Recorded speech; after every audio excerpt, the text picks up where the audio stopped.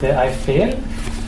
AFPL, c'est l'association des familles qui ont un proche atteint de psychose au Luxembourg, une association qui a été fondée en 2017 et qui, grâce à vous, grâce au public, a eu un succès d'année en année croissant. Donc ça prouve bien qu'il y a un besoin ici au Luxembourg par rapport à l'information qui est diffusée auprès des familles, un besoin de briser un tabou qui est encore important, et ça se comprend, quelque part c'est un petit peu normal. Il y a eu ce genre de tabou dans d'autres maladies, le sida, le cancer.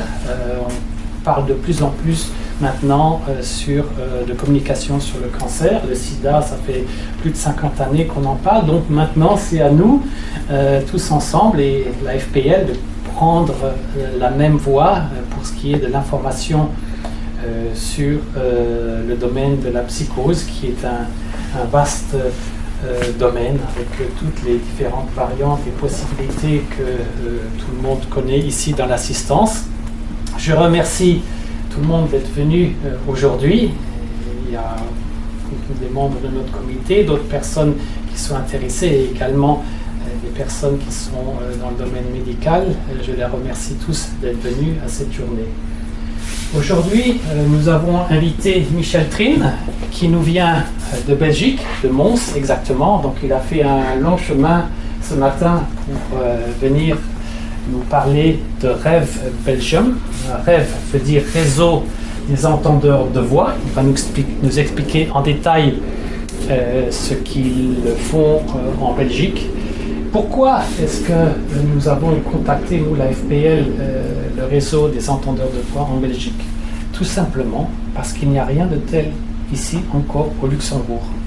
Et nous pensons que c'est le bon moment, grâce à Michel, pour qu'il nous explique comment ils ont réussi à mettre leur structure en place en Belgique, qu'est-ce qu'ils font, comment ils le font, voir ensuite, on pourra étendre ça lors de la discussion après la conférence, qu'est-ce qui est possible de faire au Luxembourg, comment on peut le faire, est-ce qu'il faut l'adapter, etc. Donc il y a toutes sortes de questions, puisqu'il n'y a encore rien à Luxembourg, que Michel va pouvoir nous exposer et répondre en partie. Bien sûr, s'il y a des questions qui n'ont pas été répondues, vous serez libre de poser toutes les questions à la fin de la conférence. La conférence va durer environ 1h15. Pendant ce temps-là, je vous demande de noter vos questions parce qu'on va les poser à la fin. Ça ne va pas être des questions pendant la conférence.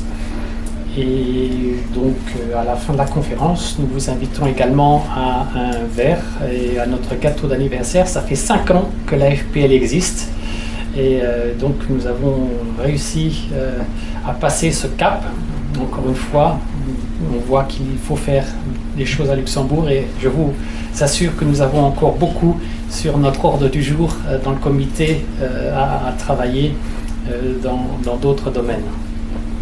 Voilà, je cède maintenant la parole à Michel, qui va nous expliquer un petit peu ce qu'il fait, et il va commencer la présentation. Merci et à tout à l'heure.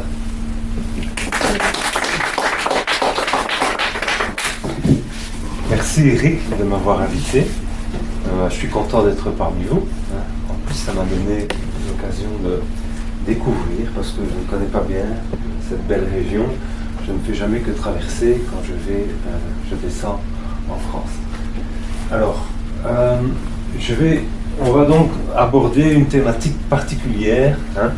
On va parler de la psychose, on va parler des groupes d'entendeurs de voix, du réseau des entendeurs de voix.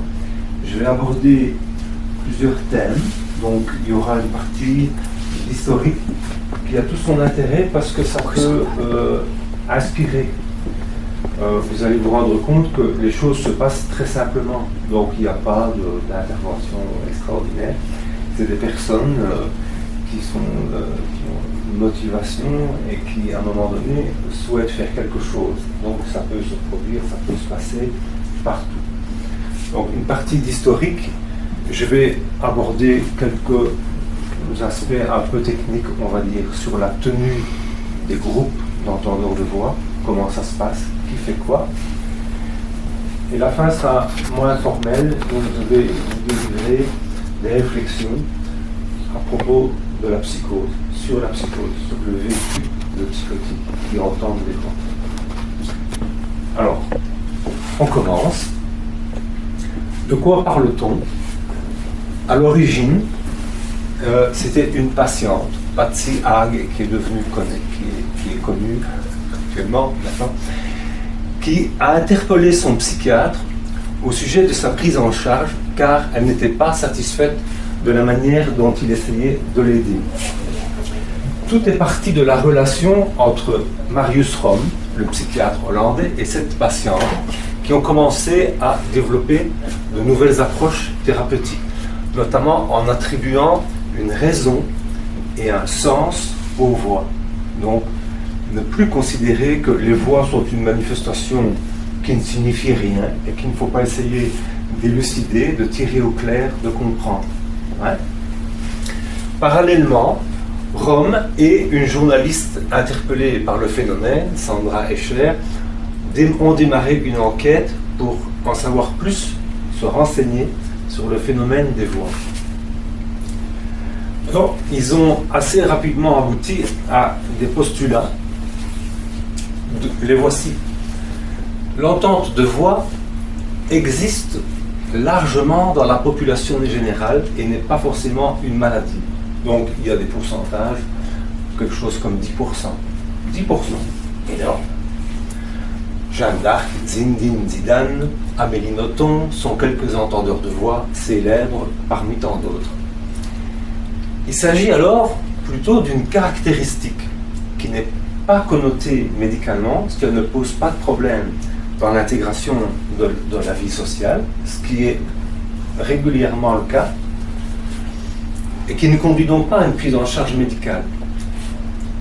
La survenue de voix peut être une réponse temporaire à un stress particulier qui induit une période de déstabilisation, donc on subit un stress avec apparition de voix.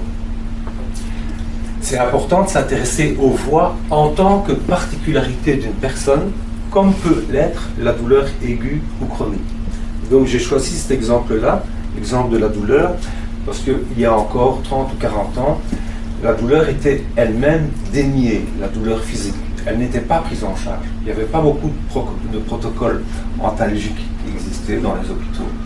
Actuellement, c'est le cas.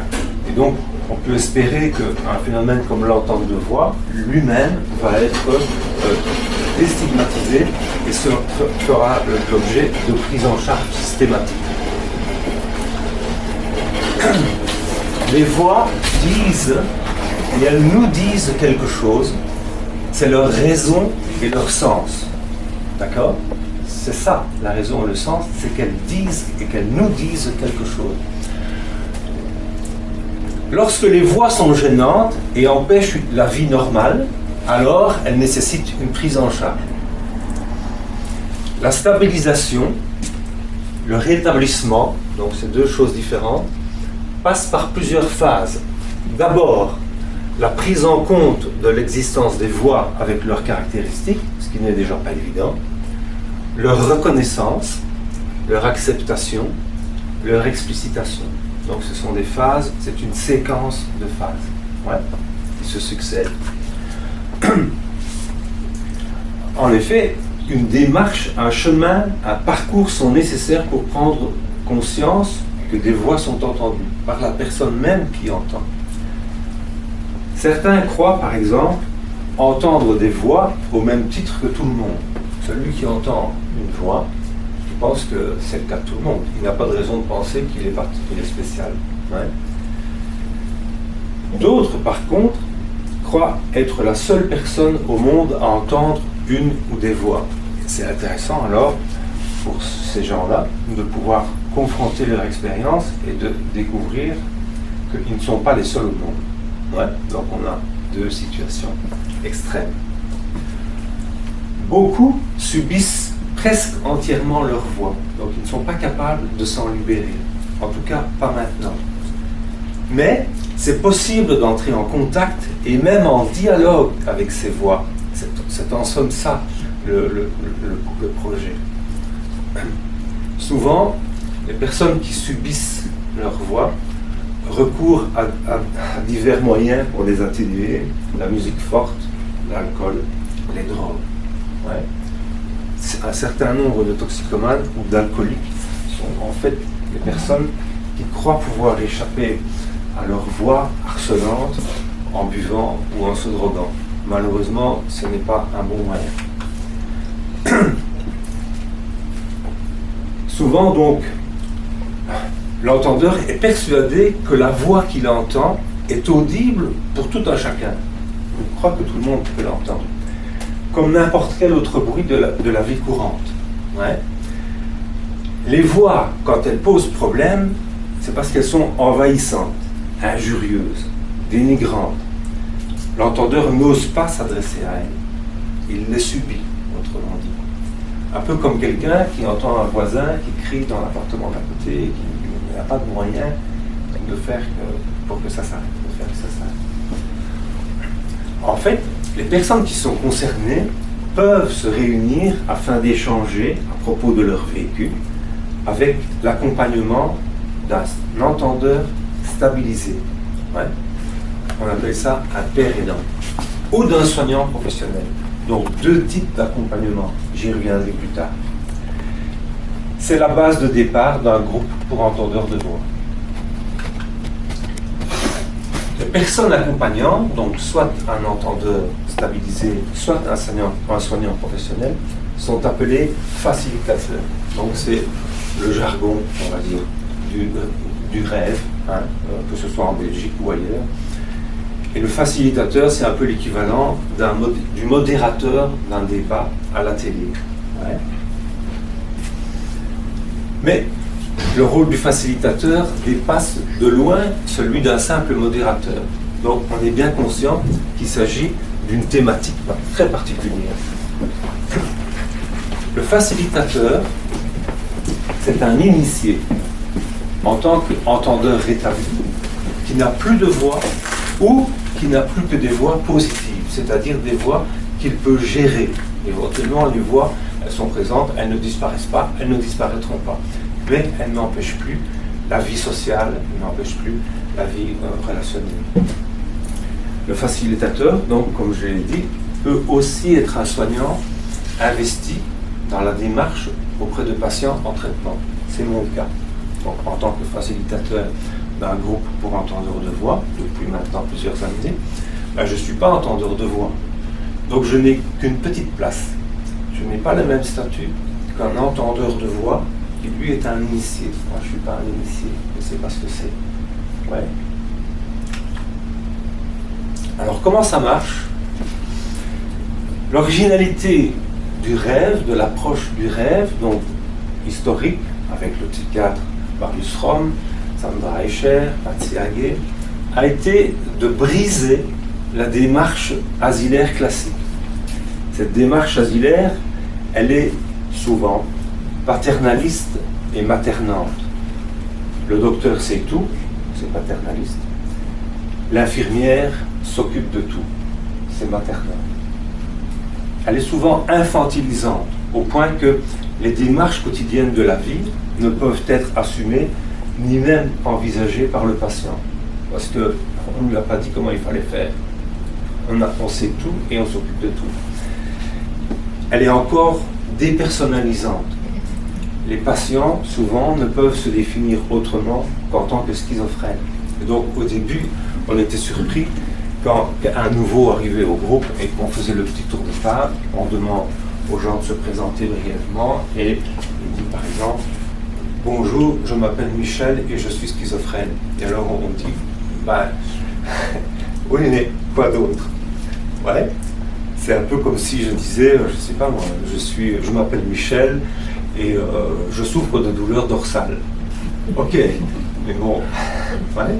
Que dire d'autre? Eh bien, le patient, il cale, il ne sait pas trop quoi dire. Il ne sait pas trop ce qu'il est et il ne sait pas comment se présenter. La démarche asilaire classique, enfin, elle est aussi culpabilisante. En effet, recevoir le diagnostic de schizophrénie à vie s'apparente à une malédiction. Le changement de paradigme est profond, et il nécessite des accommodements et des précautions. En effet, il y a un risque, ça se produit régulièrement, ou en tout cas ça s'est produit, un risque de sombrer dans l'antipsychiatrie. Un peu, c'est l'exemple que j'ai trouvé, comme l'esprit révolutionnaire et revendicateur de mai 68. C'est-à-dire un refus de la prise en charge médicale et du traitement, le sentiment que le système est castrateur, autoritariste, voire totalitaire, et que les soignants sont complices du système, ne sont pas habilités à juger, puisqu'ils ne savent pas de quoi on parle, ils n'entendent pas de voix, et ne comprennent pas la réalité profonde qui est vécue par les patients. Et je mets le mot entre parenthèses, parce qu'ils ne sont pas que des patients. Je vous renvoie pour information, mais je ne vais pas en parler maintenant, au questionnaire de Maastricht, qui est un document connu. C'est intéressant de prendre connaissance des questions, des questions du questionnaire, qui permettent, même si on n'est pas entendeur de voix, si on n'est que concerné d'une façon ou d'une autre, qui permettent de se rendre compte de certaines réalités. Et c'est les questions qui formulent et qui permettent d'entrer dans cette réalité, de prendre conscience de cette réalité. Il ne faut rien précipiter. En effet, c'est difficile, c'est très difficile de se mettre au diapason de chaque personne, en respectant ses doutes, ses remises en question vers ce qui semble toujours être la case départ. Donc le sentiment que la personne tourne en rond et recommence toujours à la case départ. C'est pas vrai. On peut tourner comme ça, mais on se déplace quand même s'il y a des hauts et des bas à chaque fois. L'impression que les cycles de fonctionnement sont inévitables. Les craintes de se confier du patient, donc il faut pouvoir appréhender ces craintes et les respecter. Les craintes de se confier qui sont souvent liées à de mauvais souvenirs. Beaucoup de patients ont appris durement que ça coûtait cher de se confier, de vouloir se confier, de vouloir trouver des confidents. Et c'est sûr qu'il ne faut pas parler à tort et à travers. D'où l'intérêt des groupes d'entendeurs de voix. Ce sont des espaces dédiés où il est possible de parler en sécurité, où il est possible de se confier un peu et aussi de prendre connaissance de l'expérience des autres, de pouvoir comparer les expériences. Certains patients n'ont en fait jamais parlé de leur voix à quiconque, et même pas à leur psychiatre. Au début, on était très étonnés des patients chroniques qui sont soignés depuis parfois des dizaines d'années, qui disaient je n'en ai jamais parlé. Comment ça, vous n'en avez jamais parlé? À votre psychiatre, vous avez déjà parlé de vos voix quand même. Ah ben non, il va remonter mon traitement. Ouais. Donc, même à ce niveau-là, il y a un tabou. La culpabilité du patient aussi. En effet, l'entente de voix est souvent liée à des événements traumatiques, à des mauvais traitements subis. Et ça, c'est un constat. Donc, ce n'est pas quelque chose que j'ai lu dans un livre, c'est une réalité. On est étonné de voir combien de patients, on va dire, entendeurs de voix, quand on connaît un peu leur histoire, ils sont passés par des choses compliquées. Ouais. Les obsessions, les tentations du patient de stopper le traitement, par exemple, pour savoir comment il est vraiment. Comment je suis si j'arrête le traitement. Et ça, c'est une tentation légitime. C'est pas une tentation, en fait, c'est une curiosité de savoir comment je suis, comment je serai si j'arrête le traitement. Souvent, les gens arrêtent le traitement. Malheureusement, ils ne préviennent personne. Alors, notre boulot, donc je travaille également dans un service de santé mentale, c'est de dire aux gens, si vous voulez arrêter votre traitement, vous avez le droit de le faire, prévenez votre médecin, dites-le lui. Alors, je dis, mais non, je n'oserais jamais. Ah ben si, vous avez le droit. Vous pouvez dire au médecin que vous souhaitez arrêter ou que vous avez arrêté. Au moins, il le sait. Et si à un moment donné, il y a un souci, il comprend éventuellement comment il doit réagir. Si vous ne lui dites pas que vous avez arrêté, le médecin, au moment où le problème risque de se présenter, il ne comprend pas, il lui manque des paramètres. Il peut penser que le médicament n'agit pas ou plus, des choses comme ça. Ouais. Donc, on peut dire qu'on veut arrêter son traitement. C'est compliqué, hein? C'est compliqué. Tout le monde ne souhaite pas arrêter son traitement. Il y en a qui l'arrêtent beaucoup de fois et puis qui comprennent que c'était plus compliqué que prévu et qui en fait sont plus tentés de respecter leur traitement. Hein? Peut-être qu'à ce moment-là, on peut adapter le traitement aussi. Ils sont tentés de reprendre des consommations de substances. Hein? C'est tellement bien d'un peu oublier toutes ces misères et de s'envoyer en l'air une bonne fois. Le prix à payer peut être très lourd. Donc ça, c'est une tentation, ça, effectivement. Alors, on doit pouvoir s'adapter au niveau intellectuel et à l'intelligence des gens. Comme partout, il y a des très malins et des moins malins. D'accord? Mais il y a des très malins. Il y a vraiment des gens qui sont très intelligents. On comprend rapidement, on comprend qu'on peut s'adresser d'une autre façon, mais comme on s'adresse à quelqu'un d'intelligent dans n'importe quel domaine, hein, on quitte ici, on n'est pas limité au domaine de l'entente de voix.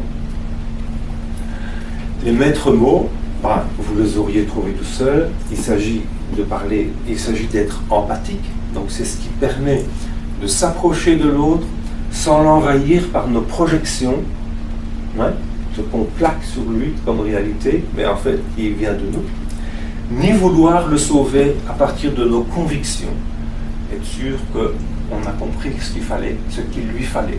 Ouais, ça ne marche pas. Établir un lien de confiance qui permet d'être toléré par l'autre, même si on l'agace un peu, même si on est un peu à côté de la plaque. Mais le lien de confiance, il peut aider à passer, à dépasser des moments compliqués. Il y en a toujours, des tensions, il y en a toujours. Alors je vous propose en quelques mots le témoignage de Claudia, donc une patiente rétablie, qui est père aidante indépendante, ça veut dire qu'elle travaille seule et qu'elle réunit des patients de façon indépendante, non liés à une équipe de soignants hospitaliers ou pas.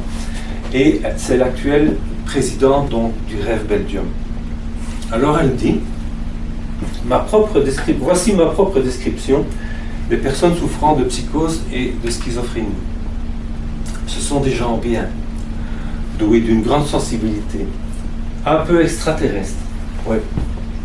Beaucoup sont haut potentiel, ont été confrontés à des traumas, elle aussi le dit.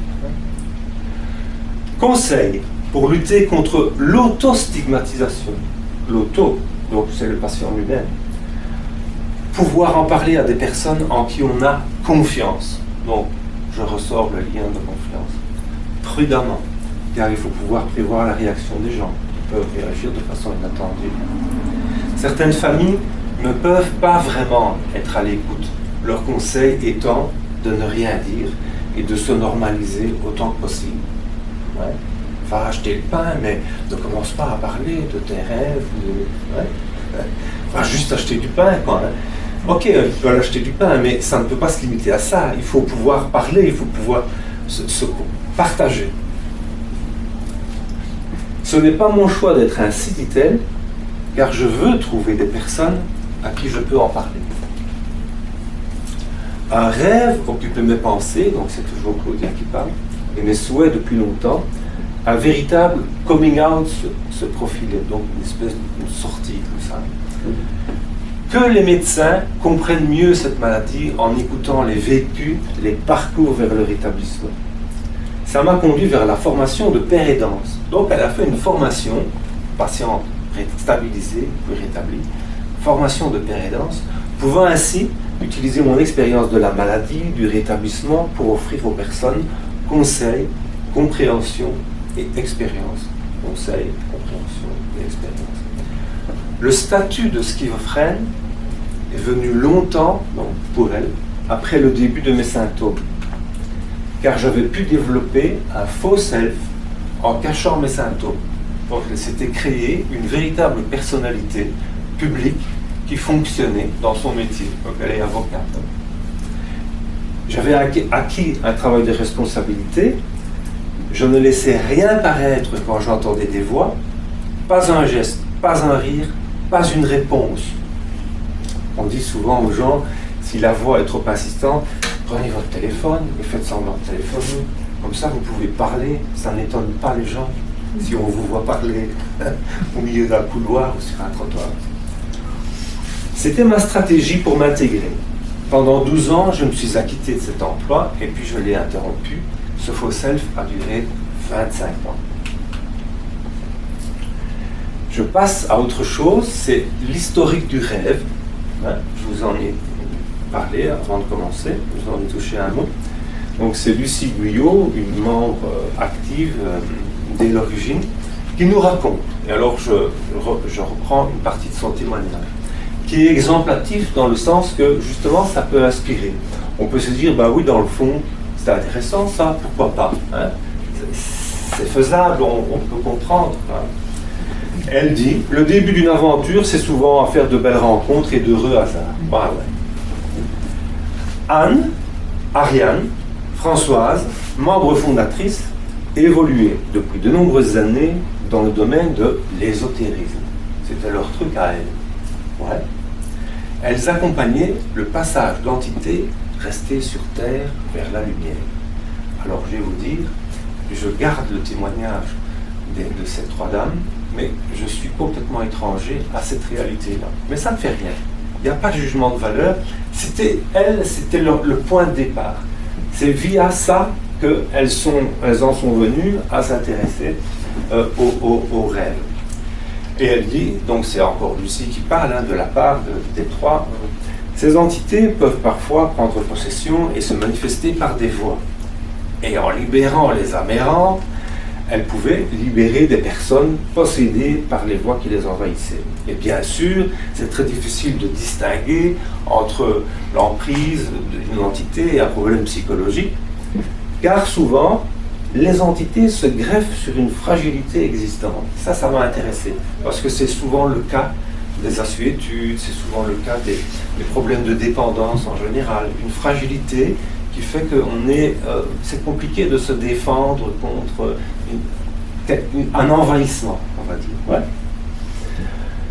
Alors, ben voilà, elles essayent une libération d'entités. Si l'état de la personne s'améliore, ben tant mieux, c'est qu'il y avait une entité. Sinon, on continue un travail plus psychologique. Donc, on fait un discernement. Alors, elles se sont rapidement rendues compte que leur pratique s'est heurtée à des limites. En effet, que faire avec des personnes qui entendent des voix, mais pour lesquelles, de toute évidence, il ne s'agit pas d'entités possessives. Alors, elles calaient, parce qu'elles se disent, mais que faire? Qu'est-ce qu'on peut faire de plus, nous, pour aider ces gens-là? On sait bien qu'il n'y a pas d'entité, mais on voudrait bien pouvoir faire quelque chose pour eux. Et c'est cette recherche d'alternatives qui les a amenés à croiser le chemin du Rêve France. Donc, nous y voilà. Okay, elles en ont entendu parler, et elles se sont dit, ben, ça doit être intéressant, on va aller voir ce qu'ils racontent. Et elles se sont donc rendues à un colloque organisé en France. Elles ont rencontré une psychologue, Élodie, qui projetait de venir s'installer à Bruxelles pour terminer ses études, et qui depuis un an déjà assistait à un groupe d'entendeurs de voix facilité par Vincent de Mathieu, donc Eric connaît un petit peu, qui est donc le cofondateur du Rêve France, avec Yann de Robert. Je cite les noms parce qu'ils sont très très connus. C'est l'actuel président du Rêve France. Et donc, Élodie avait également suivi une formation de facilitation. Donc, pour mémoire, le facilitateur, c'est le modérateur. Et donc, ça ne s'improvise pas. Et donc, c'est bien d'avoir une introduction par une formation. Alors, est-ce que j'ai quelques plans? Alors, l'engagement d'Élodie dans le mouvement, ça c'est intéressant, est consécutif à l'hospitalisation en psychiatrie d'une de ses amies. Donc Élodie, elle était directement interpellée parce qu'elle a une de ses amies qui s'est retrouvée internée en psychiatrie. Et cette amie, diagnostiquée schizophrène, lui avait raconté comment elle s'est sentie en position mise culpabilisée vis-à-vis de sa maladie, par l'institution, par les soignants. Comment le traitement médicamenteux, donc la pharmacologie, occupe le premier plan dans le discours des médecins, au détriment de l'intérêt pour le vécu, son vécu à elle, et le sens qu'elle donne à sa vie. Ouais. Les violences institutionnelles qu'Élodie observe elle-même formaient un groupe. Mais il y avait aussi des professionnels, des usagers militants, on va dire, hein, prêts à s'engager. Jean-Marc Prils, donc, qui est le premier contact d'Éric récemment, et qui c'est un peu par le truchement de Jean-Marc que je suis ici aujourd'hui, un psychologue bruxellois, fait partie des militants actifs de la première heure. Et puis ils ont rencontré quelques résidents, ils ont accompagné, quelques résidents et des membres de l'hôpital où elle travaillait, Lucie, celle qui nous parle, hein, celle qui raconte, afin d'assister à une autre conférence. Donc on voit que les choses s'enchaînent. C'était à un autre endroit, peu importe. Hein. Et Lucie nous dit, on nous servait du thé, on nous apportait des gaufres, élément très motivant lors d'une rencontre. J'ai gardé la phrase parce que c'est vrai que c'est important, hein, de se sentir accueilli avec une tasse de thé et des gaufres. Elles ont participé quelques fois, mais comme certains résidents, donc des gens qui sont hospitalisés au long terme, comme ils ne se déplacent pas beaucoup, ils ont demandé pourquoi le groupe ne pouvait pas se tenir à la maison de santé de soins psychiatriques elle-même. Donc les patients ont dit, pourquoi on ne fait pas le groupe carrément à l'hôpital, hein? Alors il y a eu une discussion, et puis finalement le feu vert a été donné pour envisager d'aménager le groupe au sein de la maison de soins. Il s'en est suivi un débat avec l'association Rêve Belgium, parce qu'il y avait d'autres personnes de l'association qui ne faisaient pas partie de cette institution psychiatrique et qui se sont posé des questions. Voilà les questions. Et donc c'est des questions auxquelles tout le monde est confronté. Donc si à un moment donné vous souhaitez créer un groupe d'entendeurs de voix, il y aura des gens qui ne pensent pas la même chose que vous, il y aura des voix qui vous apparaîtront comme discordantes, il faudra en tenir compte, sachant que tous les avis sont intéressants. Il faut tenir compte de tous les avis et il faut se rendre compte que les situations sont spécifiques et méritent d'être discutées. La question fusée. Est-ce que ce serait un groupe d'entendeurs puisqu'il se passe dans un lieu de soins? C'est-à-dire qu'il y a un contrôle de la part des professionnels. Les gens qui disent ça sont ceux qui se méfient des professionnels. Ouais. Pourquoi ne pas plutôt se réunir dans un lieu public, un lieu comme un café, un peu comme ici aujourd'hui, hein, dans un endroit qui n'est pas connoté? Que faire du secret de la séance? C'est une fameuse question.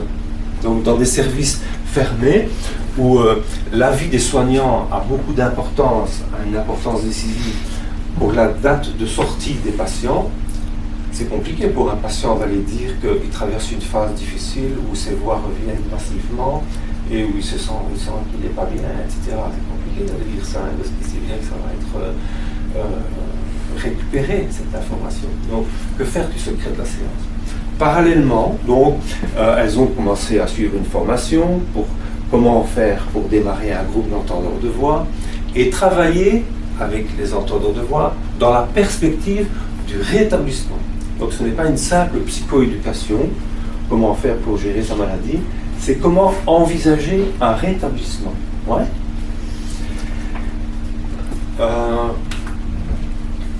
Alors, elles ont créé une brochure, hein, indiquant l'horaire, le lieu, les règles générales que les participants ont énoncées eux-mêmes. On ne se moque pas pendant une tenue de groupe, on n'interrompt pas celui qui parle, on peut parler des voix sans tabou, on a le droit de ne rien dire.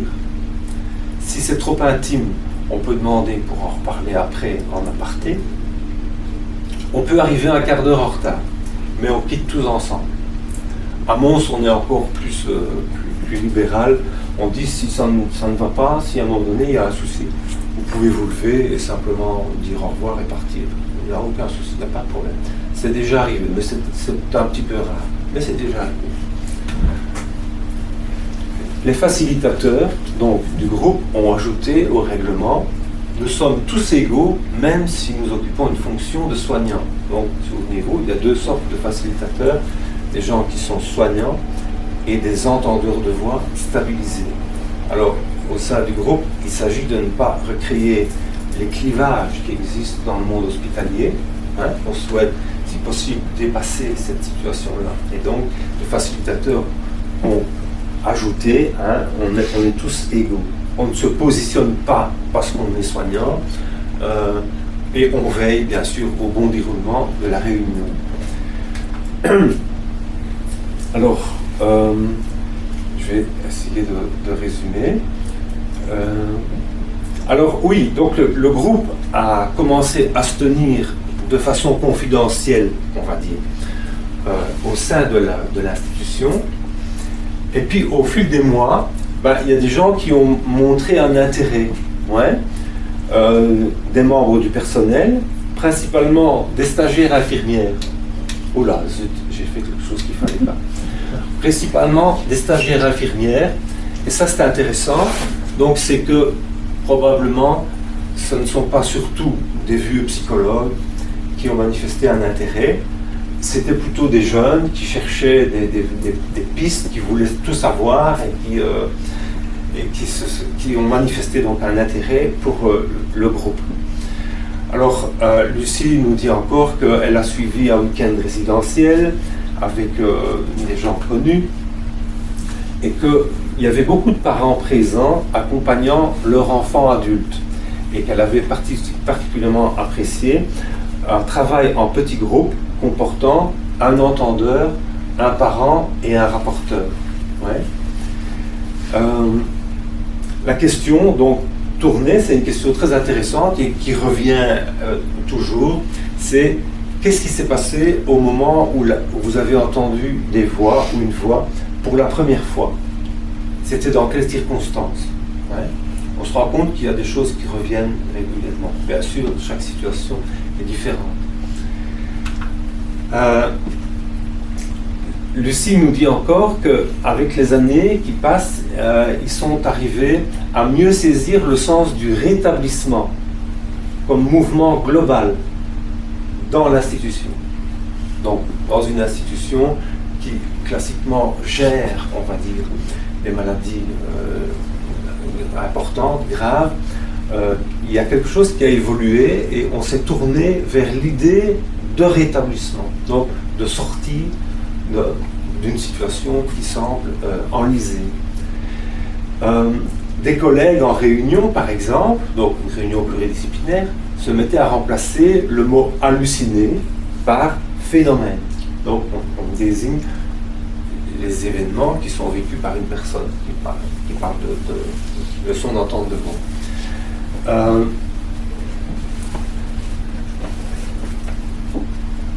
Oui, ok. Donc, encore une fois, en bas de l'ODIA, c'est important de dire qu'un groupe, donc avec le travail de ces facilitateurs, se tient dans une perspective de rétablissement. Alors, pour rappel, j'en ai déjà touché un mot, il y a différentes formules de groupe. Et donc, ce n'est pas un groupe ou le groupe dans l'absolu, c'est adapté aux circonstances, forcément. Il y a le groupe, la formule intramuros institutionnelle, donc un groupe qui se réunit au sein d'une institution. Je en parlais tout à l'heure un petit peu avec Eric. Probablement que ce type de groupe sera davantage un groupe qui fournit une information sur le phénomène de l'entente de voix. Ouais. Ça peut sensibiliser les patients, les soignants, des proches sur le phénomène de l'entente de voix. Mais au sein de l'institution, c'est plus compliqué d'envisager une prise en charge, on va dire, thérapeutique, même si les groupes, classiquement, s'appellent groupes d'entraide. C'est beaucoup plus facile de faire passer l'idée de groupe d'entraide, ça, ok. Par contre, groupe thérapeutique, c'est compliqué. Moi, je ne suis pas thérapeute, je suis infirmier, je ne suis pas thérapeute. Donc, je ne peux pas dire que je travaille dans un groupe thérapeutique. Si je peux le dire, mais ça va être compliqué. Donc, groupe d'entraide, c'est plus facile. Ouais. Alors, il y a les groupes extérieurs indépendants. Donc, bien sûr, ils peuvent également faire de l'information, de la sensibilisation, mais éventuellement, et sur demande de certains participants, il peut y avoir une démarche qui est davantage tournée vers la thérapie, rétablissement. Ouais. aujourd'hui existe aussi un groupe virtuel qui est tenu par Zoom. J'espérais pouvoir assister à une séance avant de venir ici, mais malheureusement, je n'ai pas eu l'occasion. Mais je le dis, ça existe, il y a moyen de se renseigner pour peut-être rejoindre cette séance Zoom. Donc Lucie me l'avait proposé, et puis finalement, je n'ai pas pu être présent ce jour-là, et donc je l'ai raté. Alors, c'est quoi un groupe d'entraide? Le core business, donc le cœur d'activité, c'est le témoignage de personnes concernées, les entendeurs de voix. Ouais. C'est ça qui est au cœur de toute la démarche réseau entendeur de voix. Ces personnes facilitent le groupe, donc j'ai déjà utilisé le mot plusieurs fois, à tous les stades de leur propre évolution. Donc les facilitateurs peuvent faciliter à tous les stades de leur évolution, c'est-à-dire de leur reconnaissance de leur propre situation. C'est un processus long. C'est pas quelque chose qui se fait comme ça en une seule fois. C'est quelque chose qui s'établit, qui se travaille. Les étapes de la reconnaissance, c'est 1. Oui, je suis un entendeur de voix. 2. Pourquoi suis-je entendeur de voix? Inévitablement, la question surgit. Et troisièmement, à quoi correspondent mes voix? Comment ça se fait que j'entends cette voix-là qui me dit des choses, toujours la même chose ou quoi? Donc ça, c'est des phases. Ces personnes, les facilitateurs entendeurs, sont des initiés par rapport aux soignants professionnels qui, eux, sont des apprentis. C'est-à-dire qu'ils vivent ça de l'extérieur, ils participent d'une façon ou d'une autre, mais ils ne vivent pas la situation. Ils ne sont pas dans la situation. Ce témoignage, il sert à déstigmatiser, c'est vraiment le premier but, c'est d'aider les personnes entendeuses et leurs proches à supprimer cette autostigmatisation qui leur fait tant de tort. Donc ça sert à déstigmatiser le phénomène, démarginaliser, détabouiser, et j'ai vu que c'est des mots qui figuraient dans le web. Détabouiser le phénomène d'entente de voix pour les autres personnes qui vivent, ainsi que pour les proches. Alors, l'outil qui permet ce travail, c'est le groupe d'entraide. On y est, d'accord? Donc des personnes entendeuses. Et comment il fonctionne? C'est via l'organisation groupe d'entraide. Alors, ça c'est un peu pour rigoler, hein. J'ai mis cette association de bienfaiteurs sans but lucratif, est un instrument fragile, mais très dynamique, qui fonctionne de manière spontanée, peu encadrée. Si on cadre trop le travail, il perd en spontanéité. Et c'est presque synonyme de perte d'efficacité. Donc si on veut être trop cadrant, trop organiser les choses, trop prévoir à l'avance, etc., ça ne marchera pas. Enfin, il n'y a pas que ça. Il ne peut pas y avoir que ça. Ouais. L'activité du groupe, donc, dépasse la psychoéducation, elle va vers une activité thérapeutique. Alors, la présence des facilitateurs, elle correspond à un besoin, celui de modérer les participants dans un groupe. Comme dans n'importe quel groupe. Dans n'importe quel groupe, de n'importe quelle activité, il faut quelqu'un qui organise, qui modère, qui structure un peu, qui distribue la parole. Ouais. Note, et ça c'est vraiment moi qui le mets, la tenue donc, des participants au cours d'une réunion, au cours d'un groupe, est en général remarquable. C'est quelque chose qui nous a régulièrement impressionnés. C'est que les gens soient capables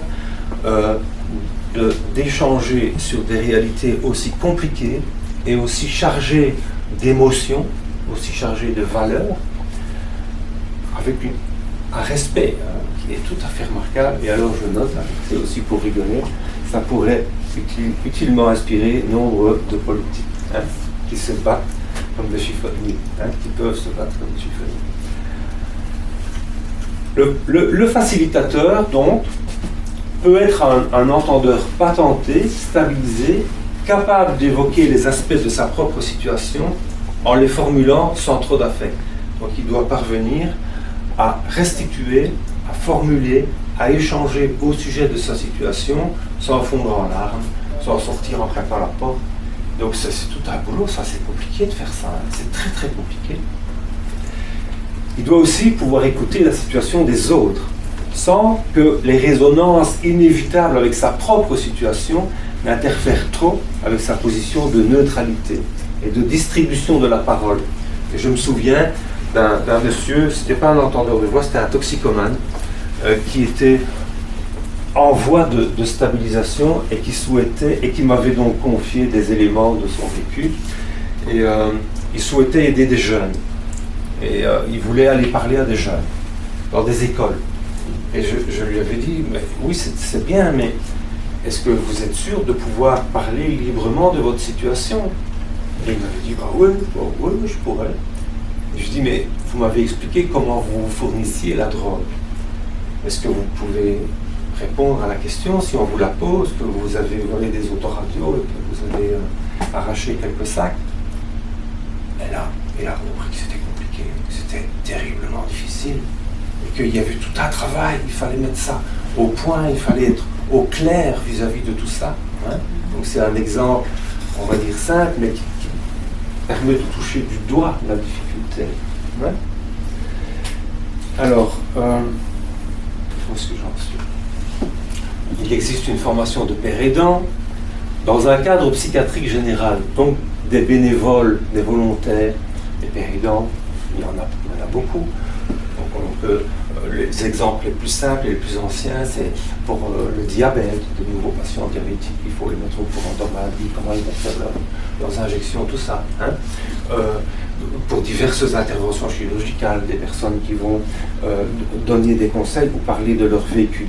En psychiatrie, c'est déjà plus compliqué parce qu'il y a une subjectivité plus grande et qu'on est plus impliqué en tant que personne dans la situation, en cas de maladie mentale. Il existe une formation pour facilitateur. Alors, j'ai dit que le facilitateur pouvait être un entendeur stabilisé, il peut être aussi un soignant professionnel. Donc, voilà, moi j'en suis un. Ces deux personnes, idéalement, elles interviennent en binôme dans le groupe. Donc, si c'est possible, ça c'est une bonne formule, avoir deux facilitateurs, un soignant professionnel, un entendeur de voix stabilisé. Si vous cherchez des réponses, ça c'est Ron Coleman, ne demandez pas à l'homme instruit, demandez à l'homme expérimenté, le gars qui sait de quoi il parle, ou la dame. Alors, qu'est-ce qu'il fait le facilitateur, concrètement? Il intervient dans plusieurs situations qui sont typiques. Il doit démarrer la réunion en proposant un tour de table, de présentation. Il peut proposer un thème à la réunion et garder le fil rouge pour recentrer le débat. Ouais. Il peut inviter celui ou celle qui ne parle pas à prendre la parole. Tiens, au fait, vous n'avez pas encore parlé, vous ne vous êtes pas exprimé. Est-ce que vous pensez quelque chose de ce qu'on est en train de dire? Vous souhaitez peut-être partager, hein? Alors la personne va dire, elle va dire, évidemment, elle va dire, oh. Et puis éventuellement, elle va se mettre à parler. Alors, il doit aussi rappeler à celui qui monopolise la parole que chacun a le droit de parler. Donc il y en a, une fois qu'il commence à parler, ça arrive. Il faut pouvoir dire, attendez, vous avez eu l'occasion de vous exprimer, on va essayer de séparer les autres. Hein, c'est pas facile de faire ça. Surtout quand quelqu'un en vient à se livrer et parle avec beaucoup d'émotion et beaucoup de, vous voyez ça, de véhémence, c'est difficile d'interrompre. Il faut contenir les débordements émotionnels, les confessions qui relèvent du domaine privé, donc il faut pouvoir dire, attendez, ici c'est pas l'endroit pour parler de ça, on comprend, mais si vous voulez on peut en reparler après, pas maintenant. Alors souvent les gens ils comprennent, ils disent, ah ouais, ok, d'accord. Ouais. Il faut pouvoir clôturer la réunion en résumant les débats par un nouveau tour de table. Ben voilà, on va résumer ce qu'on a dit, mais ça c'est classique. Hein. Il faut fixer l'agenda, recueillir les coordonnées des nouveaux participants. Le facilitateur peut proposer un entretien préliminaire à un participant potentiel qui stagne. Et ça, c'est important parce qu'on s'est rendu compte avec le temps que les gens ils ne viennent pas spontanément. Personne ne va aller spontanément sonner en disant « c'est ici les entendeurs de voix, je viens parce que j'ai entendu qu'il y avait des séances ». Ça ne passe pas comme ça. Donc, au début, on pensait naïvement que c'était le cas, que les gens viendraient parce qu'ils avaient très envie d'avoir des informations. C'est pas comme ça. ce qu'il faut, si on a une information concernant quelqu'un qui serait intéressé, souvent c'est par une assistante sociale ou un psychologue. Moi j'aime bien téléphoner en disant, si vous me laissez son numéro ou vous lui proposez de m'appeler, et comme ça on peut en parler. L'idéal c'est que les gens appellent eux-mêmes. Hein. Ah oui, bonjour, oui, on m'a parlé de vous, et alors vous êtes intéressé. Essayez d'introduire, on va dire, la thématique. Et éventuellement, on a une chance qu'ils viennent à la réunion. Ouais. Éventuellement, ils disent, ok, ouais, oh, je viendrai, ça m'intéresse beaucoup. Et ils ne viennent pas. Ouais. Ou il y en a qui disent, bah, je sais pas, je vais voir, il faut encore que je réfléchisse. Et ils viennent. Donc, il y a tous les cas de figure. Mais c'est comme ça que ça se passe. Hein. Alors, le facilitateur, il a des rôles également qui sont beaucoup plus subtils que tout ce que je viens de dénoncer, en tant qu'entendeur de voix. Donc, facilitateur, entendeur de voix.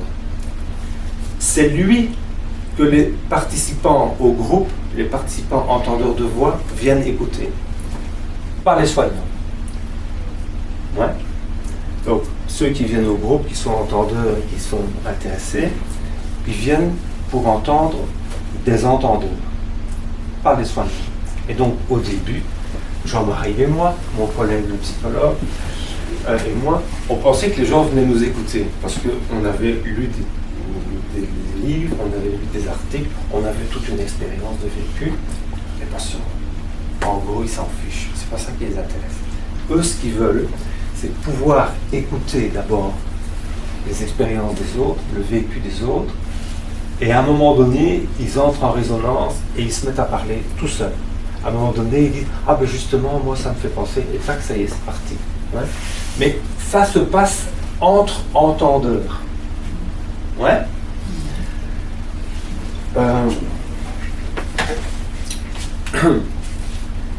Alors, je donne un exemple.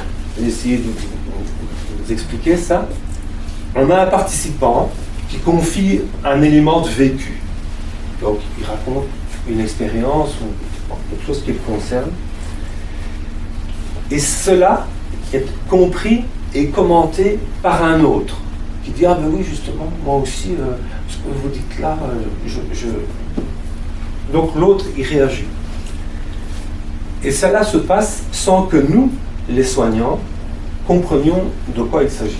Donc, on assiste à l'échange de balles entre deux personnes, ou éventuellement entre plusieurs personnes. On se regarde éventuellement, on n'arrive pas à capter, mais il y a quelque chose. Hein. Eux, ils savent bien de quoi ils parlent, mais nous pas. Alors, il nous faut du temps. Alors, on pose des questions, on se renseigne. Donc, si on ne fait pas les malins et qu'on pose des questions, les gens ils nous répondent, ils nous expliquent. Et alors, on parvient à capter quelque chose et à sentir quelque chose comme ça. Hein. Vous voyez ça? Alors ça, c'est extraordinaire parce qu'on a l'impression d'avoir gagné quelque chose. Ouais. Donc c'est souvent celui-là qui comprend et qui même initie l'échange entre les participants, dès qu'il devient spécifique. Hein. Dès que ça devient spécifique, c'est-à-dire dès qu'on parle d'entente de voix, c'est entre initiés. Et donc, une fois que ça se produit dans une réunion, on se dit « Ah, ça y est, la réunion, elle a démarré. Ouais. » Alors, il est arrivé aussi qu'un participant donc, évoquait sa situation. Alors, nous avons bien compris de quoi il parle. Par exemple, c'est un problème avec un proche. Mais il l'évoque, il ne le dit pas. Et nous n'osons pas le dire. Parce que nous savons que c'est vraiment le pavé dans la mare. Et donc, nous, les professionnels, on ne dit rien. Et c'est un autre patient qui dit « Mais ça, c'est le problème que tu as eu avec ton père, ta mère. » Ouais. Et l'autre est étonné, parce qu'effectivement, c'est bien de ça qu'il s'agit. Et nous aussi, on l'avait compris, mais on n'a pas osé le dire. Parce que la position de soignant, elle reste surplombante. Et donc la parole du soignant, elle a une espèce d'impact comme ça, et nous, on sait ça, et donc on n'a pas de raison de le dire, parce qu'on ne voit pas pourquoi on aurait un impact, parce qu'on devrait avoir un impact particulier. Mais alors c'est éventuellement un autre patient qui le dit. Et alors ça passe facilement, c'est accepté. Donc un patient qui capte le fil rouge de l'échange, d'accord, alors que que le soignant comprend mal de quoi il est question et ne peut que suivre l'échange de base. C'est ce que je vous ai dit il y a 2 minutes. Alors, pour ce qui est du facilitateur non-entendeur, donc un soignant, et qui doit être inclus dans le groupe, il se fait que c'est souvent le soignant présent qui atteste, sur demande des entendeurs de voix, la validité de, on va dire, des diagnostics proposés. Donc un entendeur de voix qui dit, bah oui, mais ça c'est vraiment, c'est parce que tu es bipolaire. Hein? Parce que tu es bipolaire, ou c'est parce que tu es, je ne sais pas. Et alors on dit, à moi on dit, hein, c'est vrai, hein, tu es bipolaire. Hein? On me demande ça à moi, donc je ne suis pas payé pour donner des diagnostics, on ne peut pas faire, je ne suis pas médecin. Mais donc, spontanément, les gens nous demandent à nous, et donc on est comme un peu, on va dire, comme une référence, presque malgré nous, parce qu'on ne veut pas jouer ça. Hein? Alors c'est souvent le soignant qui contient les débordements de temps de parole. Donc quand il y a des patients qui s'emballent et qui commencent à parler, et qui éventuellement se connaissent très bien, c'est difficile pour un entendeur de voix de dire à son pote entendeur de voix, « Oh écoute, t'as assez parlé, maintenant arrête ». Et donc c'est souvent le soignant qui dit, bon allez, on en reste là parce que de toute façon aujourd'hui on n'ira pas plus loin que ça, on va essayer de continuer et on donne la parole à quelqu'un. Donc le soignant, il a un rôle, il a quand même un rôle. Ouais. Alors, le facilitateur, le facilitateur soignant, il est accepté s'il ne la ramène pas avec son expertise et son rôle cadrant. Voilà, ça c'est facile. Et donc sa présence peut être considérée comme contributive. Alors, en fait, la tenue d'une réunion, c'est le moyen terme entre l'interventionnisme, donc le cadrage, et la spontanéité, où il faut laisser les choses se passer. C'est parfois un peu vertigineux ou surréaliste, comme Eric disait tout à l'heure, parce qu'on ne sait pas ce qui va se passer, des fois on se dit « Ouh, qu'est-ce qui se passe ?» Et il faut pouvoir laisser les choses se dire, se faire. Alors souvent, les facilitateurs du groupe sont tentés par l'idée du succès de fréquentation. Donc on voudrait que ça marche, on voudrait qu'il y ait plein de monde au groupe. En fait, c'est pas une bonne idée. D'abord, on ne rencontre pas un succès de masse, donc c'est pas que tout d'un coup les gens vont se presser au portillon pour assister à la séance.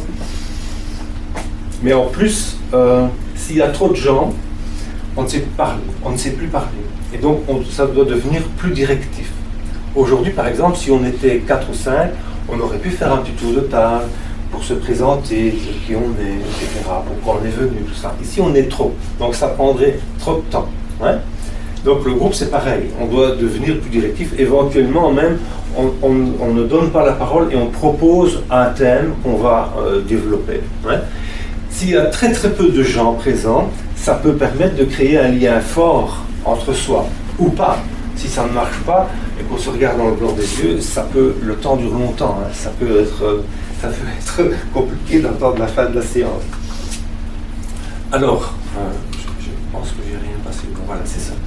On passe à autre chose. Donc, vous voyez, j'aborde un peu des thèmes. J'ai essayé de placer. Et à l'entête de chaque dia, il y a un peu le titre comme ça. Hein. Donc, à propos de la psychose et des voix, ben, quand on entend parler quelqu'un qui manifestement est halluciné, hein, ou est en proie au délire, c'est surprenant parce que d'abord la personne a un regard qui peut être très insistant, donc on se sent comme scruté, et en même temps c'est comme si le regard était un peu flottant, et donc quelque part le regard est vide. La personne, elle ne regarde pas à l'extérieur, c'est comme si elle se regardait, c'est comme si elle voyait quelque chose, elle vit à l'intérieur et alors c'est un peu projeté à l'extérieur, mais on peut être mal pris parce qu'on a l'impression d'être scruté ou qu'il y a une agressivité dans le regard. C'est impossible a priori de comprendre ce que vit une personne hallucinée. Donc il ne faut pas croire qu'on a des intuitions et qu'on va comprendre tout seul, etc. C'est pas vrai. On ne sait pas, on ne peut pas savoir. Chaque réalité est spécifique, est très spéciale. On ne peut pas savoir à l'avance. On peut être tenté de se dire, quand on écoute un halluciné qui parle de son délire, est-ce que tu te fous de ma gueule? Qu'est-ce qu'il me raconte? C'est n'importe quoi ça. On peut être tenté de dire ça. Ouais. On peut être tenté de juger et d'arrêter sur le champ en disant oh, j'en ai marre, j'arrête. C'était pas la peine de venir, on arrête là. Et donc,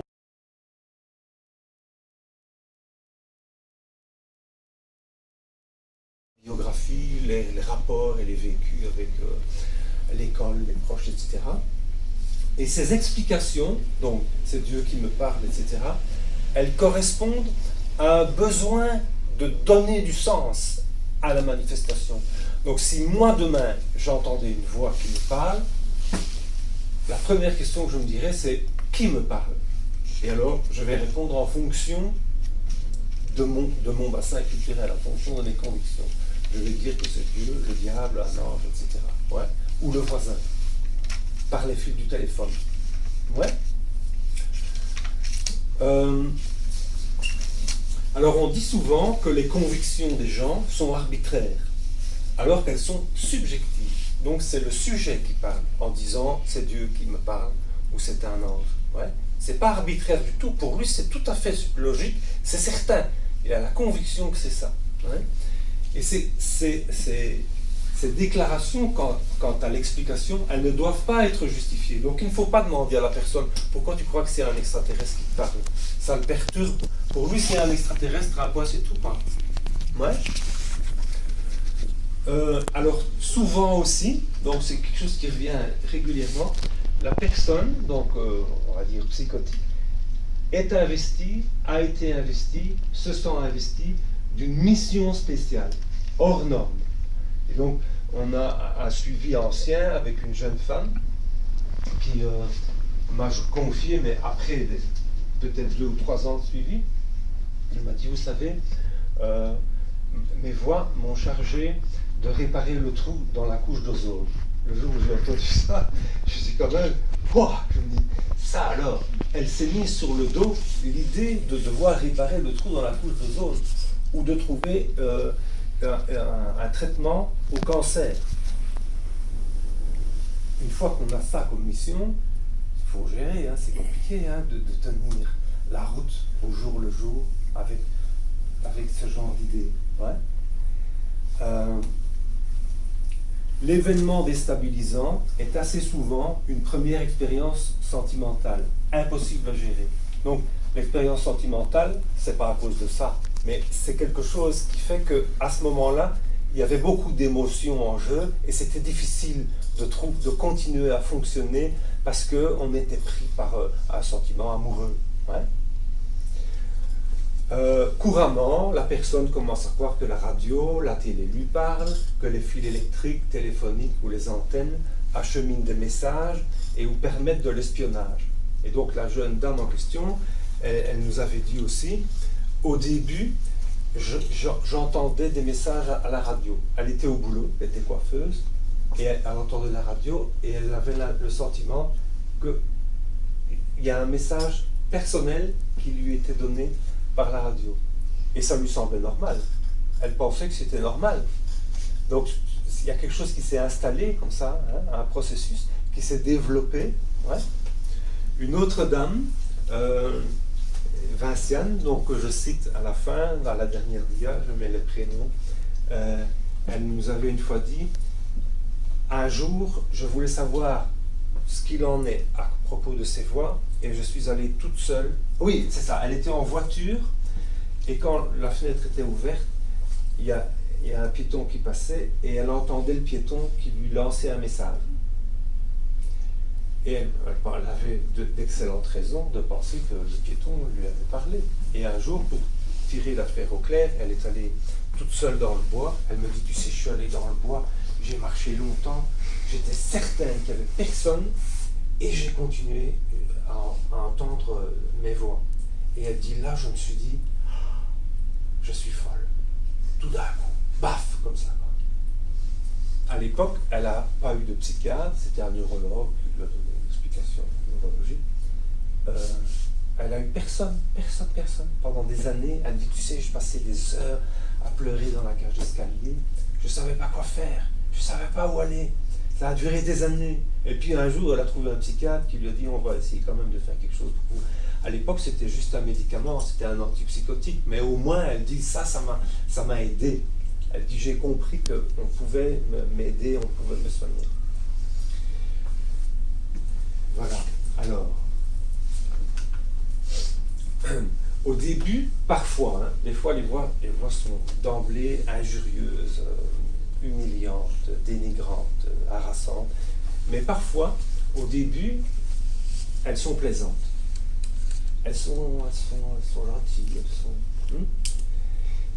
Puis, elles peuvent devenir agressives, elles peuvent devenir permanentes, elles peuvent se disputer entre elles. Impression d'avoir un téléphone sur chaque oreille. 2 téléphones qui disent des choses différentes, qui éventuellement se disputent entre eux, les 2 téléphones. Et ça dure. Elle dit, je ne savais même plus faire ma vaisselle. Ouais. Elles peuvent aussi, selon les personnes, être d'emblée injurieuses, je l'ai dit, violentes, étranges, etc. Alors, si la personne est attachée à ses voix, si la personne trouve que ses voix lui apportent quelque chose, lui donnent des informations, si pour une raison ou une autre, elle est attachée à ses voix, ce qui est très courant, c'est beaucoup plus compliqué pour elle de renoncer à ses voix. Ouais. Éventuellement, elle n'y arrivera jamais. Elle est donc ambivalente vis-à-vis du statut de ses voix. Alors, j'ai trouvé un exemple qui va vous faire rire. De la même façon, on est ambivalent dans la vie courante vis-à-vis de notre conjoint. Un jour, on peut dire « je l'adore », et puis le lendemain « oh non, merde ». Ouais, c'est nous ça, on est tous comme ça. Alors, le problème avec les voix, quand elles sont très très présentes, c'est qu'elles restreignent le champ de perception. Donc, percevoir le monde extérieur devient plus compliqué parce que le canal de communication avec l'extérieur se restreint. C'est en somme le principe de la transe. Hein? C'est une transe. Paralysant, panique, angoisse car on ne gère rien, migraine, empêche la concentration, on perd le fil, c'est paralysant, sentiment que le corps grossit, afin d'intégrer aussi la voix qui vient de l'extérieur. Ben oui, cette voix qui vient de l'extérieur, il y a une espèce de tendance comme ça à déformer la limite du corps pour intégrer aussi la voix. Ouais. Une voix, ça va plus ou moins. Mais 2 voix, ça peut devenir compliqué. Parfois, il y en a beaucoup, plusieurs, qui changent. Alors, un petit exemple, c'est compliqué, donc voilà, vous allez comprendre. Hein. C'est compliqué d'intégrer dans la vie relationnelle courante avec les parents et les proches les visites de la grand-mère récemment décédée que l'on aimait tant. La grand-mère qui vient et on commence à entendre sa voix. Elle est morte il n'y a pas longtemps. Compliqué d'intégrer ça dans le fonctionnement quotidien. Hein. Éventuellement, la grand-mère ne s'entendait pas avec sa belle-fille. La belle-fille, c'est la maman. Quelque chose comme ça. Ouais. Alors, maintenant, on retombe dans des choses plus concrètes, hein, plus faciles à aborder. L'objet du rêve, c'est une démarche psychosociale. Il s'agit d'intégrer des personnes qui entendent des voix. Le rêve crée un lien entre le monde psycho-intérieur, interne, et le réel extérieur. Ouais. Donc il y a un maillon, un chaînon. Ouais. Le but du rêve, c'est de fournir un mode d'emploi aux gens intéressés, concernés, en réparant une certaine lacune de la société civile. Ouais.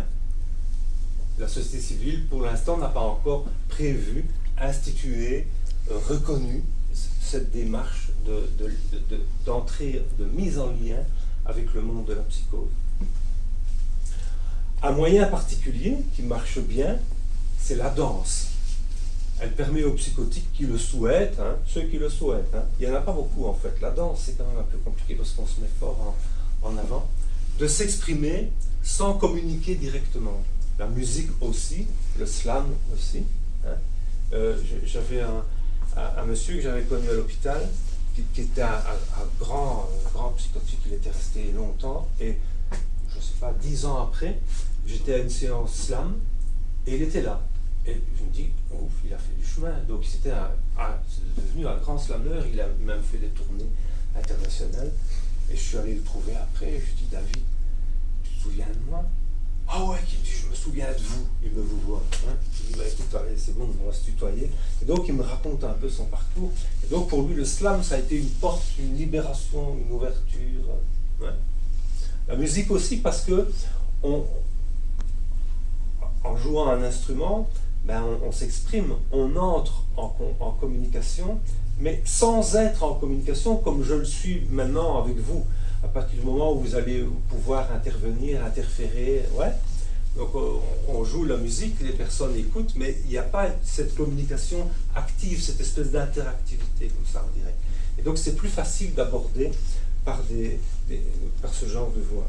Alors, encore une réflexion, songez que les mots stabilisation, consolidation, donc stabilisation c'est après une crise, hein, consolidation aussi, rétablissement, font penser à quelque chose qui serait figé ou fixé, pétrifié.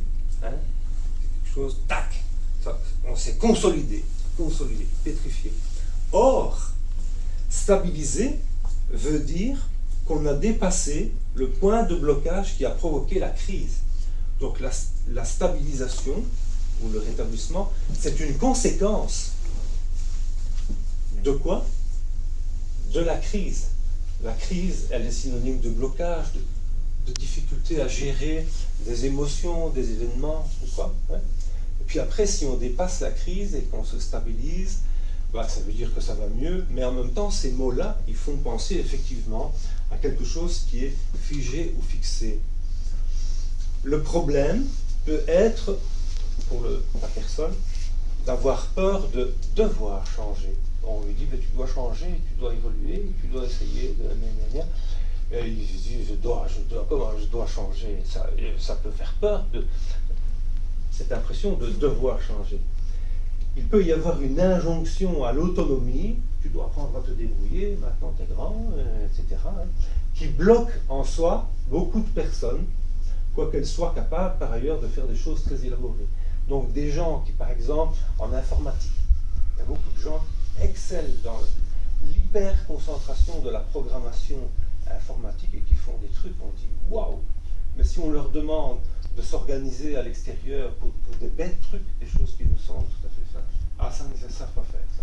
Ça ne marche pas. Pas comme ça en tout cas. Pas d'un claquement de doigts. Ouais? Souvent, les professionnels n'écoutent pas. Et donc ils n'entendent pas. Puisqu'ils n'écoutent pas. Ouais? Le patient a souvent, trop souvent, l'impression d'être seul au monde, victime des autres plus que de lui-même. Il patiente donc, ce pauvre patient. Ouais?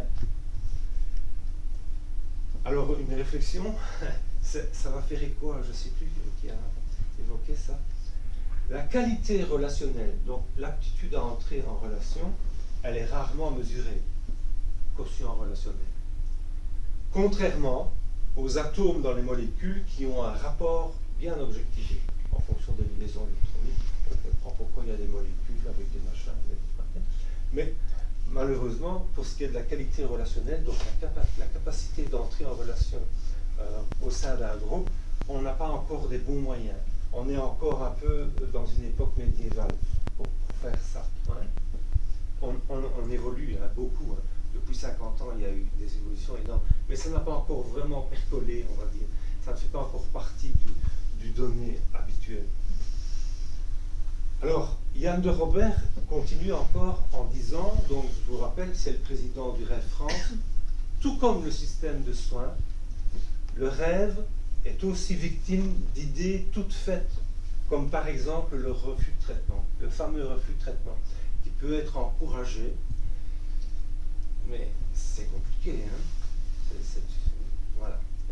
Il se peut que ce soit une faute de faire ça. Hein. Donc il n'hésite pas à dire c'est une approche fausse d'encourager a priori ou systématiquement un refus de traitement au motif que le système de soins serait autoritaire, etc., interventionniste.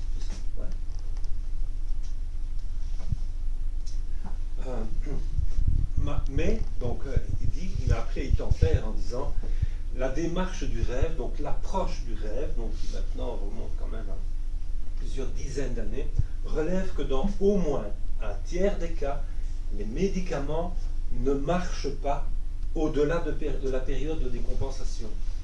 Donc, quelqu'un qui décompense massivement et qui se retrouve à l'hôpital, et éventuellement en privation de liberté parce qu'on avait peur qu'il se jette par la fenêtre ou quoi, on lui donne des médicaments. On n'a rien de mieux que ça. On donne des médicaments qui permettent de dépasser la crise, de couper, on dit, couper le délire, en vue d'une stabilisation. Ok, super.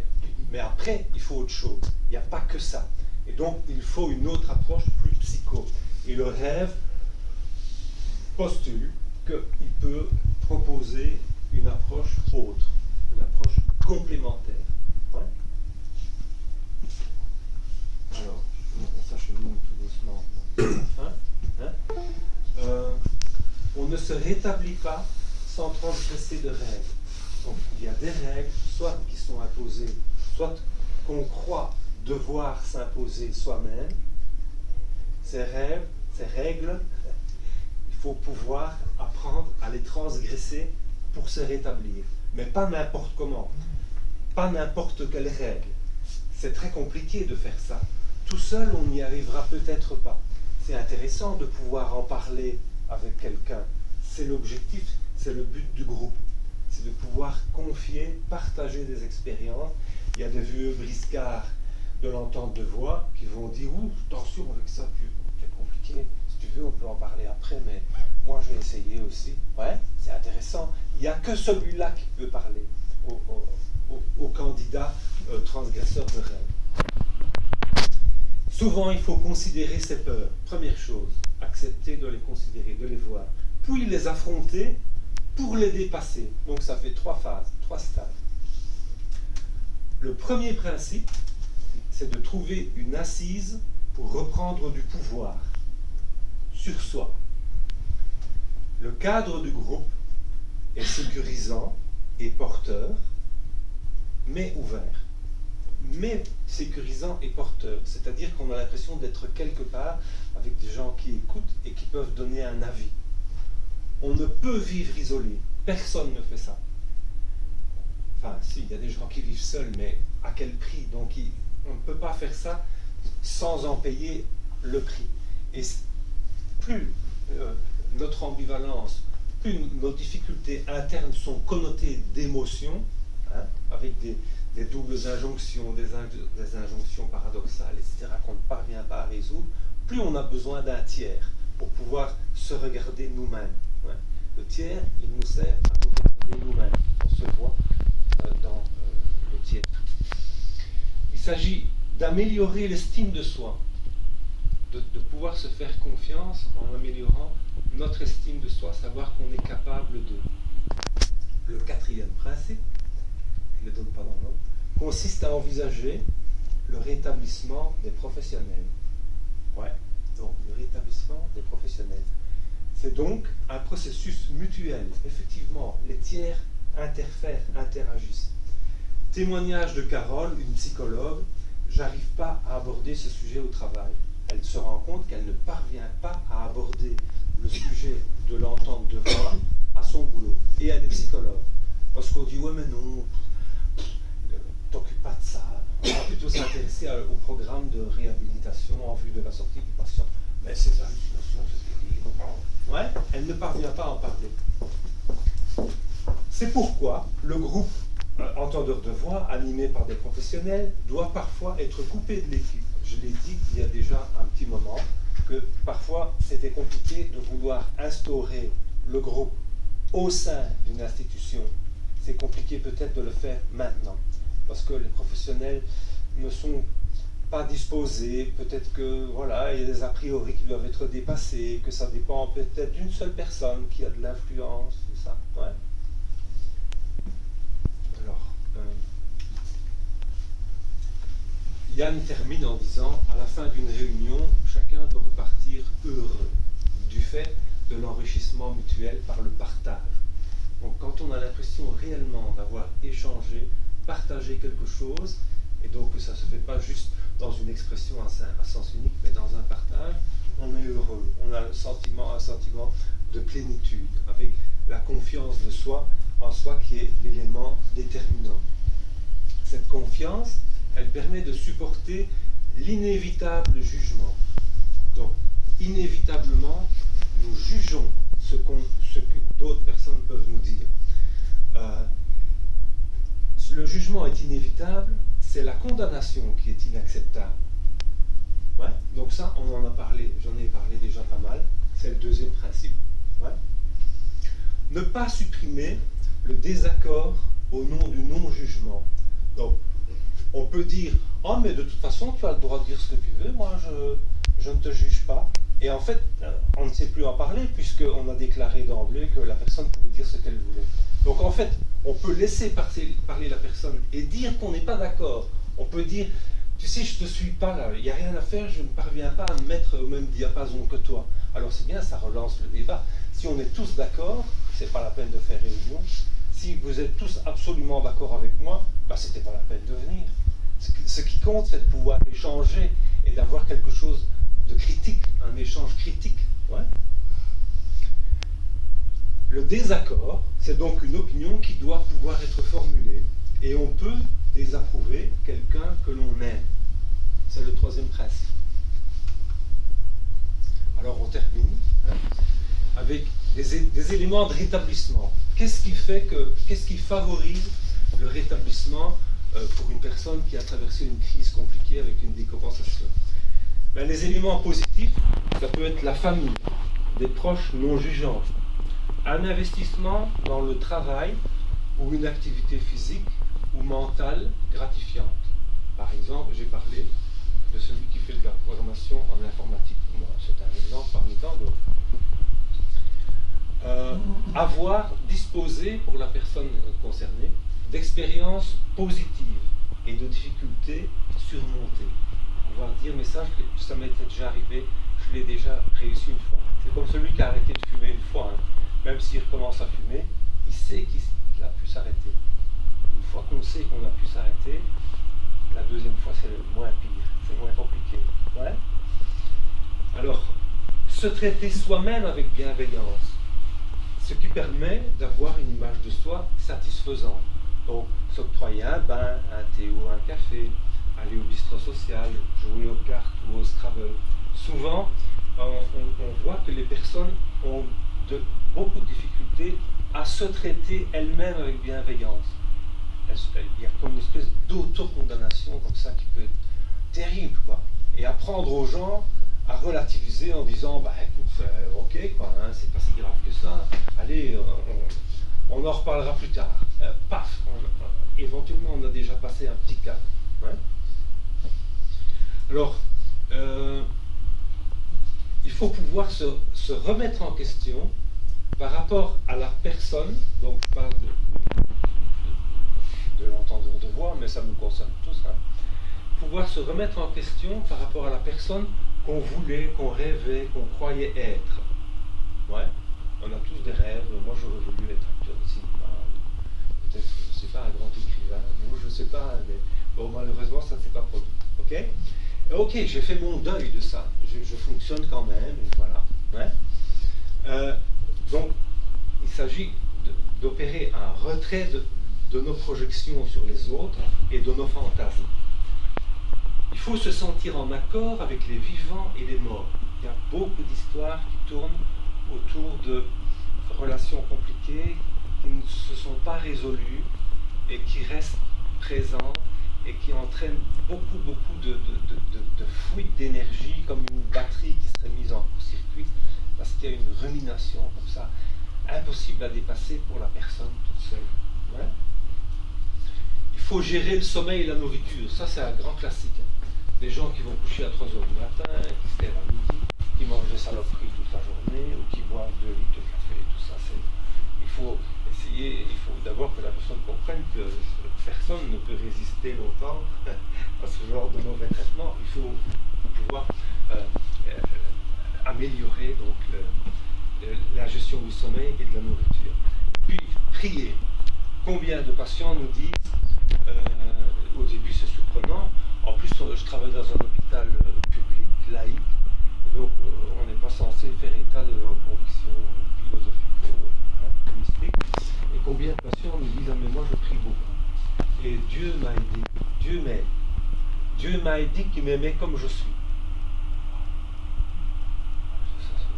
Ça m'avait touché, quoi, hein, qui m'a dit, Jésus m'a dit qu'il m'aimait comme je suis. Ok, ben c'est bien, vaut mieux ça que le contraire. Alors, des facteurs négatifs maintenant, la famille, donc c'est la même que tantôt, mais éventuellement l'orientation, les contacts, les rapports sont différents. Hein. Je ne m'étends pas là-dessus parce que c'est un sujet très très difficile. Quand on est proche d'un patient, d'une personne qui est entendeur de voix, ça peut être compliqué aussi pour la famille, mais souvent, donc ça on constate, les proches sont mal informés. Il y a des choses, il y a des a priori qui peuvent être dépassés. Et sans doute que dans le cas de votre association ou d'autres comme Simules en Belgique, il y a un gros travail qui est fait ou qui peut être fait par rapport à l'idée que les familles se font de leurs proches, donc qui souffrent d'une affection comme l'entente de voix. Alors, beaucoup de gens sont enfermés dans un rôle, ils croient que c'est leur rôle, d'être le vilain canard de la famille, un raté ou un incapable, d'être le zinzin de service, d'être le clown de service. Ils croient qu'ils sont condamnés à faire les clowns pour amuser la galerie. Et c'est difficile de sortir de ça, c'est difficile de quitter cette image-là.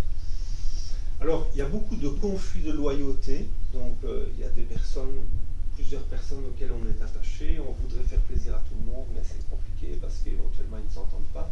Donc de double appartenance, de double contrainte, d'injonction paradoxale, donc des choses qui viennent se contredire et qui font que c'est impossible d'avoir une solution sans souffrir.